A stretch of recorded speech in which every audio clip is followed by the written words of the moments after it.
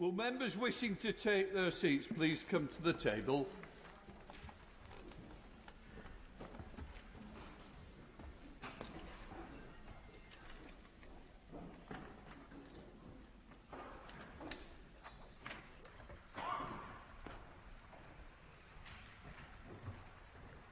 I swear by Almighty God that I will be faithful and bear true allegiance to His Majesty King Charles, his heirs and successors, according to law. So help me God. The Workers' Party's resounding victory in Rochdale, beating the combined forces of all three establishment parties and Reform UK, has been met with universal derision and fear amongst the government, the official opposition and the mainstream press. The only exception amongst these has been the Financial Times, whose readership can't afford to be fed the same spin as the rest of the British public. The elite's attempt to spin a clear and direct expression of democratic will into the breakdown of democracy is laughable. Sunak's speech and the fear-mongering headlines of the establishment press betray a deep insecurity amongst our ruling class. Despite this fear-mongering from the state and the media, Galloway was able to draw first blood in his renewed struggle against the establishment, overwhelming every major political party and catapulting to national prominence a relatively small organisation previously unheard of in mainstream British politics. Contrary to repeated accusations of religious sectarianism, which the mainstream press heaped on Galloway throughout their election coverage, a cursory look at Rochdale's demography and statistics from the by-election show plain as day that the Workers' Party's victory was secured by voters from all of Rochdale's various demographic groups, the majority of which are white British working-class natives. Not since the Brexit referendum has the British elite seemed so clearly terrified. Galloway's party threatens not only the political mainstream, but also the current hegemon of post-Brexit politics, Reform UK. The Workers' Party now has a chance to clasp the baton of anti-establishment politics, to direct the passions unleashed by Brexit further than Reform or the populist right at large ever could, to continue the struggle for national self-determination and sovereignty that has been abandoned by groups like Reform. As you might expect, Reform are unwilling to give up their grip so quickly, and have, in the wake of Rochdale, hastily mobilised to keep their working-class base from considering alternatives to their brand of anti-establishment politics. Lee Anderson's recent defection was covered with far more tact and respect by the establishment press than the derisive smear campaign against Galloway and Rochdale. The populist right and the establishment, both of which performed disastrously at the Rochdale by-election, share a common enemy in the Workers' Party. What they fear is not simply the return of George Galloway to Parliament, but the potential that his party has to undermine the ruling elite's geopolitical and financial schemers, which, beyond the fog of culture war, remain materially unchallenged by the right wing in this country. Their style of pseudo-resistance and its hegemony over working-class anti-establishment politics is coming to a timely end. With little to no real electoral success and an increasingly stagnant viewing figures from its media fronts, Reform and other self-styled dissident forces have failed to properly address concerns fundamental to the operations of the establishment they claim to despise.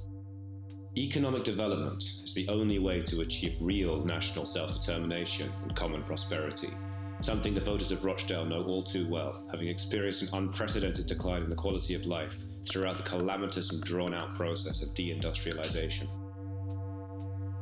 Domestically, the populist right has failed to address the necessity of rebuilding British infrastructure and industry, dragging them down to 6th place in the Rochdale by-election. The right have failed to mount a resistance to the professional managerial class and the institutions of globalist economic planning, as well as failing to extend the struggle against the EU and ECHR to a struggle against other, arguably more determinant foreign influences on British state policy, such as NATO, a costly and reckless organisation which has never once succeeded in its stated aim of defending countries from invasion, but has on multiple occasions invaded other countries without NATO states ever being in any way directly provoked. At this moment, as real opposition to the establishment comes to the fore, false prophets like Lee Anderson will have their path cleared for them by the mainstream British press and its controlled opposition. Galloway, both during the campaign and after his victory, was dogged by accusations of race baiting from establishment forces. Sam Bidwell, a salaried employee of the leading Thatcherite policy mill, the Adam Smith Institute, described Galloway's infamous two letters, one aimed generally at the white working class majority in Rochdale and the other at its sizable Muslim minority, as sectarian micro-targeting and as a, quote, sign of integration gone badly wrong. On one level, he's right. At the very least, the integration has gone sorely wrong. All attempts at multi-ethnic integration have proved disastrous under the regime of liberal social and economic management, amounting to little more than a multicultural gloss painted atop the rather deep-rooted antagonisms driving and intensifying inter-ethnic conflict in Britain.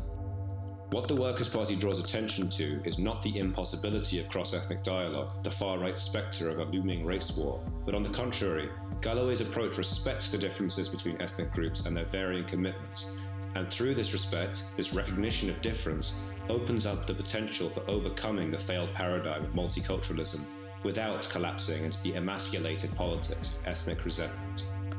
What the Workers' Party have really done in writing these two letters is not a sectarian micro-targeting, but a move towards multinaturalism over and above multiculturalism. By first and foremost respecting the dignity of different groups in and through their difference, only then can common interests and shared commitments become apparent, and then fought for.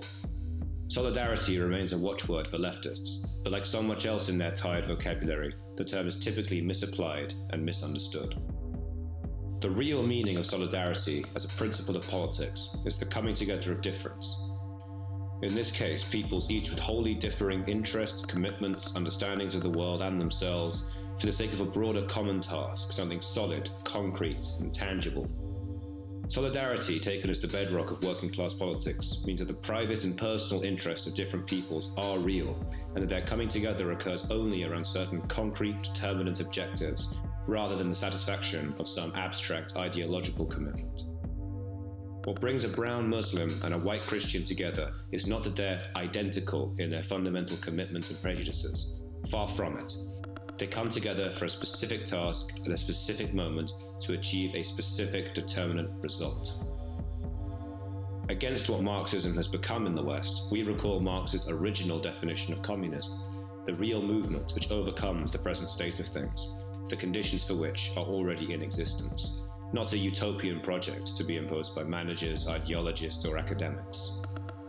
When university leftists critique George Galloway because he isn't communist enough or that he's too socially conservative, really they denigrate the working class, which Galloway is merely an incarnation, a working class which doesn't fit the leftist ideal for how the working class should operate, how they should behave. But the working class never behaves the way its self-appointed masters expect. Galloway is just a sign of the times, a conduit for the rage and passion of this country's rising subaltern, a force of nature, a monster summoned by history to call to task the sins of the elite. So we recommend joining his party, joining this great cyclone amassing just beyond the horizon of Great Britain. We aren't an official Workers' Party channel, so we won't claim to speak for the party or for Galloway. Our channel exists only to support the resurgence of an independent working class politics in Britain. And right now, that politics has its best chance with the Workers' Party. Unique amongst political organisations in Britain today, especially organisations with parliamentary representation, the Workers' Party has the potential to become a rallying point for a plethora of divergent positions irreconcilable to the liberal imagination, a contestation ground for new ideas and new strategic practices to bring life back to Britain's stagnant, ossified political arena. This struggle doesn't end with one by-election, just as the struggle for Brexit shouldn't have ended with a referendum. We have to push further, always further, for the sake of finding in the dust and the dirt of our deindustrialised, hollowed-out, weakened and embarrassed country any and all flickers of light that might point us to renewal over and above the success of the past.